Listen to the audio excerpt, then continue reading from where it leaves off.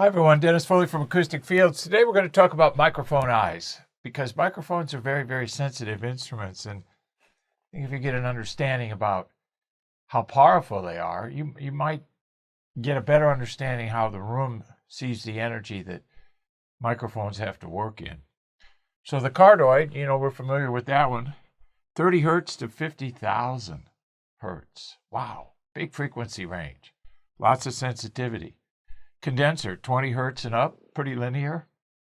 Ribbon, 20 hertz to 14,000 hertz. So you really get a handle. I think that's where ribbons are really good for voice. People say ribbons are really good for voice. I don't know. I don't get involved in the recording process, but I talk to a lot of engineers that do, and these are some commonalities that we see. So very high resolution here between the types of recording devices that we use for our music and voice. So most of the time it exceeds what we can do as human beings. It's very important to understand that kind of sensitivity and resolution, because that's what we want our rooms to act like. We want our rooms to kind of act like microphones, high resolution. Micro response is greater. What does it hear in the room? Well, it hears two things, pressure and reflections. That's what it hears. That's the only two things that really go on. You can divide every other issue in room acoustics into those two main categories. If you're doing an outline, Roman numeral 1, Roman numeral 2, that's it, room acoustics. Let's use an example of the overhead. I see this a lot. I see a lot of drummers in 8-foot ceilings. I saw some drums the other day in 7. I saw some drums the other day in 6-foot ceilings. How do you even stand up in that room? So when you have the overheads, right, over the drums, and the ceiling is this close, what are you going to hear? You're going to hear mostly ceiling, right? That's what you're going to hear.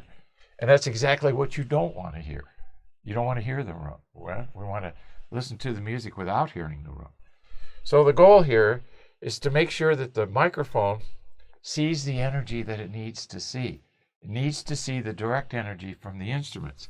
With this, with 8-foot ceilings and microphones here, you're going to hear more ceiling than anything. That's really difficult, almost impossible to get a big drum sound with overheads in a small ceiling height. You can process it, sure, once you get it recorded, you can process it and add a lot of what we call electronic stink to the situation, but it's audible, you'll hear it. And I'll go back to what I always say. It's hard to get big drum sound in a small room. Impossible. I have engineers tell me you can't do it. So you want to manage all pressure and reflection issues in the room as best that you can, so that the microphone sees what you want it to see, not the room sound, because that's what the room wants it to see. Okay? So you want to change all that. You can't position your way out of modes. I see a lot of falsehoods about this on the internet. You can't move this or that around and get away from this or that. There's always going to be some other issue that you're trading off. So compromise and trading off, it's going to wear you out, okay?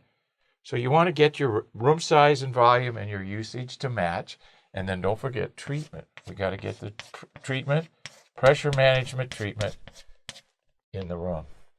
So, microphone eyes. Let's start looking at the room like the microphone does. Hope this helps. Thank you. Thank you for watching this video, and if you liked it, please give us a thumbs up.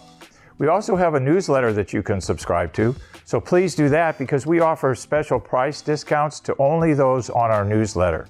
And then don't forget about our forum. We have started a forum on our own website where people ask questions, and I usually get a chance every couple of days to look at it.